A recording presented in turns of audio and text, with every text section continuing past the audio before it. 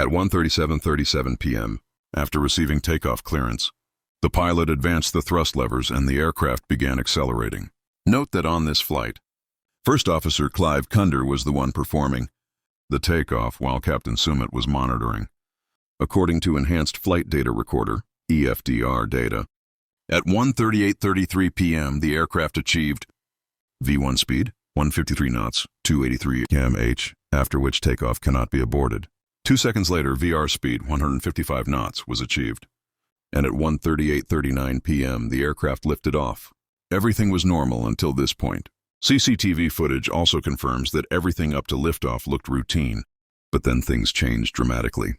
About 3 seconds after liftoff, the aircraft reached 180 knots, meaning the engines were still producing thrust. EFDR data then revealed that right after this, Engine 1 and Engine 2 fuel cutoff switches were moved from run to cutoff position, one after the other.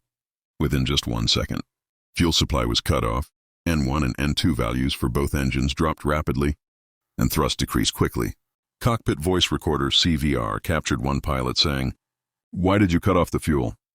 And the other replying, "I didn't."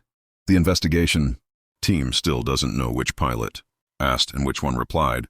CCTV footage also showed the ram air turbine deploying immediately after liftoff. RAT is an emergency power source that automatically deploys when engines shut down and powers the aircraft's main electrical systems.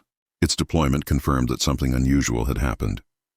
Footage shows the aircraft rapidly losing altitude, which is also confirmed by EFDR data as both engines and N2 values fell below minimum idle speeds. At 1:39:05 p.m. ATC recorded a Mayday distress signal from the aircraft, but when ATC asked for a call sign, there was no reply.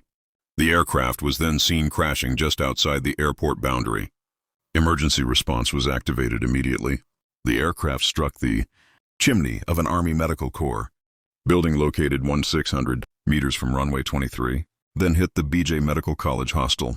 Wreckage was spread across an area about 1,000 feet long and 400 feet wide.